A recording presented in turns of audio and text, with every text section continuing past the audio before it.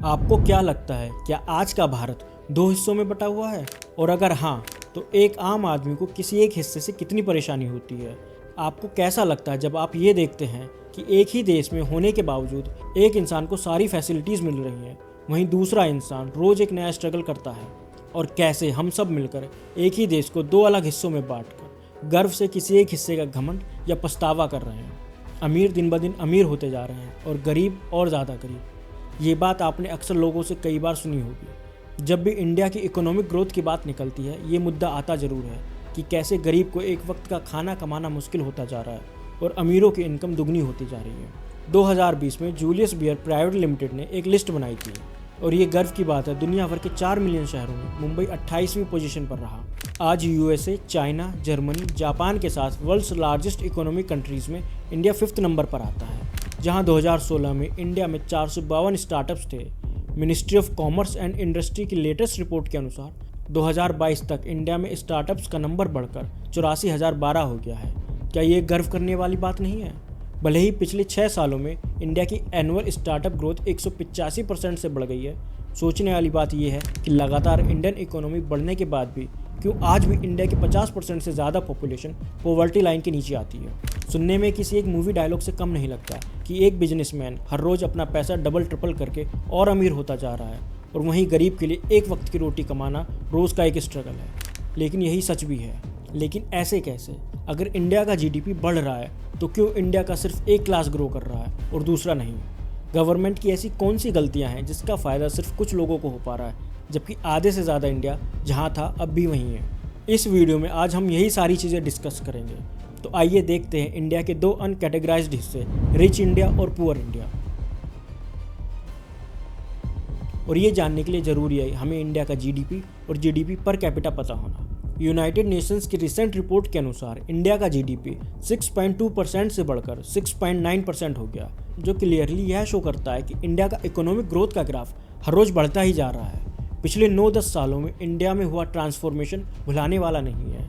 इन कुछ सालों में इन्वेस्टमेंट से लेकर इंफ्रास्ट्रक्चर तक, इन सभी में इंडिया ने बड़ी तेज़ी से ग्रोथ की है। इतना होने के बावजूद भी क्यों आज इंडिया का जीडीपी पर कैपिटा इंडिया से छोटे और कम जीडीपी होने वाले देशों से भी काफ़ी कम है? मैं आपको बता दूं, जीडीपी पर कैपिटा एक ऐसा इकोनॉमिक मैट्रिक्स होता है जिससे हम ये पता लगा सकते हैं कि किसी देश के एक इंसान की अप्रॉक्स इनकम कितनी हो सकती है, और इसे कैलकुलेट करने के लिए किसी भी देश की टोटल जीडीपी को उसकी टोटल पॉपुलेशन से डिवाइड किया जाता है। अगर हम इंडिया की बात करें, इंडिया का जीडीपी पर कैपिटा $2.62,000 के आसपास है, जिसे हम एनुअली और पर पर्सन के हिसाब से कैलकुलेट करें तो वो होगा करीब 2,17,000 रुपये, यानी कि लगभग 18,000 हर महीने एक इंसान के लिए।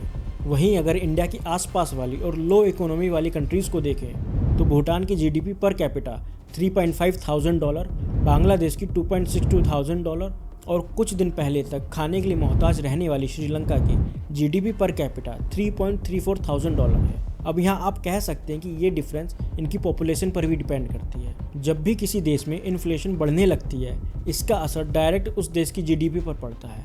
कभी कभी इन्फ्लेशन ये डायरेक्टली प्रोपोर्शनल होता है किसी भी देश की जीडीपी से। इसका मतलब ये है कि इन्फ्लेशन बढ़ने के साथ साथ जीडीपी भी बढ़ने लगती है, लेकिन ये किसी भी देश के लिए हर बार पॉजिटिव ही हो ये ज़रूरी नहीं है।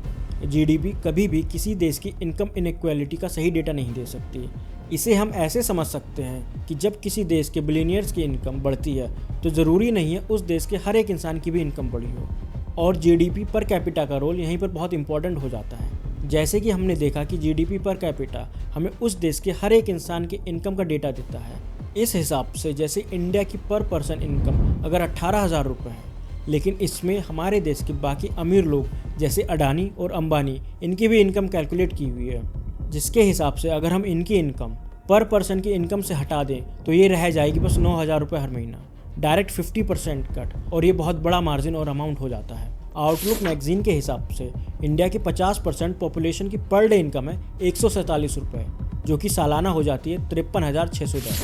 वहीं अगर हम average house hold family income देखें तो हर फैमिली के हिस्से में 9,83,010 रुपये प्रति साल आता है, जिसमें से करोड़पतियों को निकाल दें तो 50% पॉपुलेशन के लिए यह रह जाता है बस 66,280 रुपये हर साल। आपको जो इंडियन इकोनॉमी के बड़े बड़े और अच्छे नंबर्स देखने को मिलते हैं वो बस इंडिया के 1% लोगों की ही इनकम का हिस्सा होते हैं। और इंडिया की 40% वेल्थ सिर्फ और सिर्फ इन 1% लोगों के पास ही है। तो यहाँ सवाल ये आता है कि क्यों इंडिया की जीडीपी पर कैपिटा इतनी पीछे है। इसका जवाब देने के लिए हमें 3 सबसे इम्पॉर्टेंट फैक्टर्स पर फोकस करना पड़ेगा। पहला है इनकम ट्रांसपेरेंसी। हमारे देश में चाहे कोई भी हो, एक पटवारी से लेकर एक वेंडर, इनकी डेली अर्निंग काफ़ी ज़्यादा होती है। जाहिर है इनकम के हिसाब से इन्हें टैक्स भी गवर्नमेंट को देना पड़ता है, लेकिन सिर्फ उस टैक्स से बचने के लिए 70 से 80% वेंडर्स अपनी रियल इनकम छुपाते हैं, जिसके बाद इनका बहुत बड़ा हिस्सा गवर्नमेंट को पता ही नहीं होता और जिसके कारण उनकी रियल इनकम का सही डेटा नहीं मिल पाता। दूसरा है करप्शन। यह हर एक देश का एक ऐसा हिस्सा होता है जो चाहकर भी गवर्नमेंट कम नहीं कर पाई है, जिसका सबसे बड़ा नुकसान आखिर में देश को ही झेलना पड़ता है।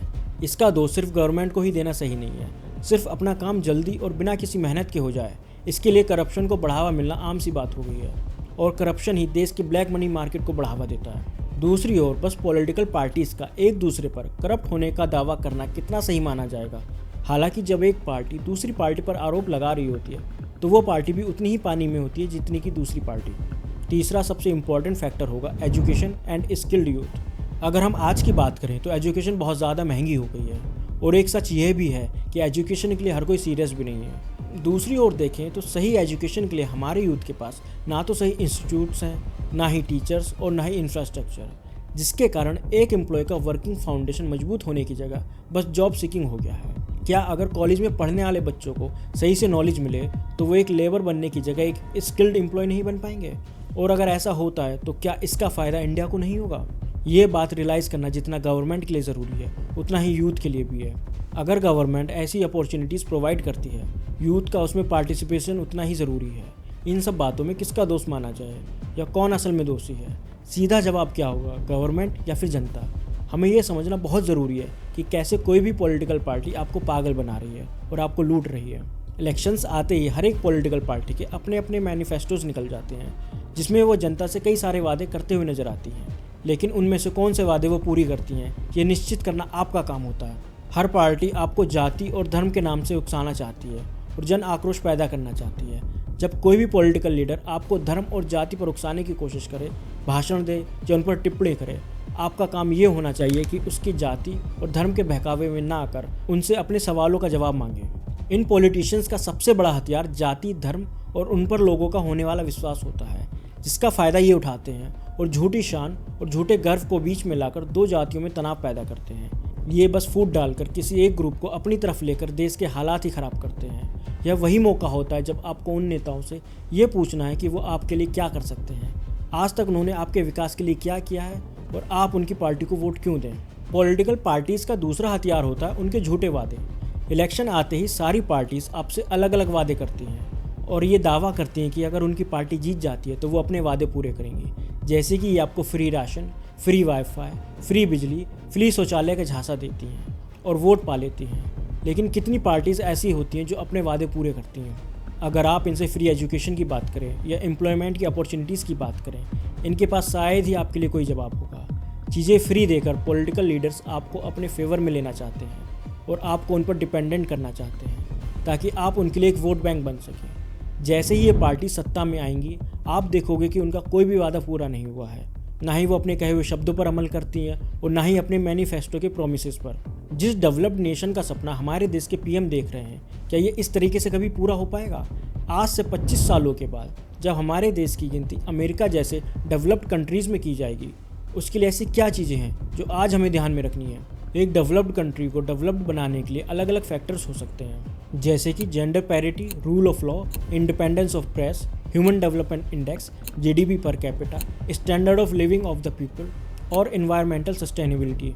ये ऐसे सारे फैक्टर्स हैं जो एक साथ मिलकर एक डेवलप्ड और बैलेंस्ड कंट्री बनाने में बहुत बड़ा रोल निभाते हैं। इंडियन मॉनेटरी फंड की 2022 की रिपोर्ट को अगर हम देखें तो इंडिया जीडीपी पर कैपिटा की लिस्ट में 142वीं रैंक पर है, जो कि चाइना और यूएसए के मुकाबले काफ़ी कम है और जिसकी वजह से इंडिया को एक लोअर मिडिल इनकम इकोनॉमी देश माना जाता है। इंडिया के इन दो हिस्सों, रिच इंडिया और पुअर इंडिया, को एक इंडिया बनाने के लिए जितना गवर्नमेंट का रोल है उतना ही हमारा एक सिटीज़न होने के नाते होता है।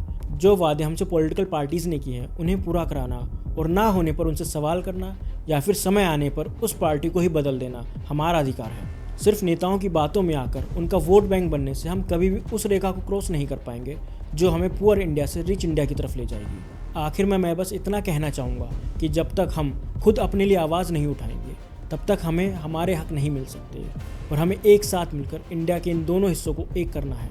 आप इस बारे में क्या सोचते हैं हमें कमेंट में ज़रूर बताइए और हमारा वीडियो पसंद आया हो तो इसे लाइक करें और चैनल को सब्सक्राइब करें। जय हिंद, जय भारत।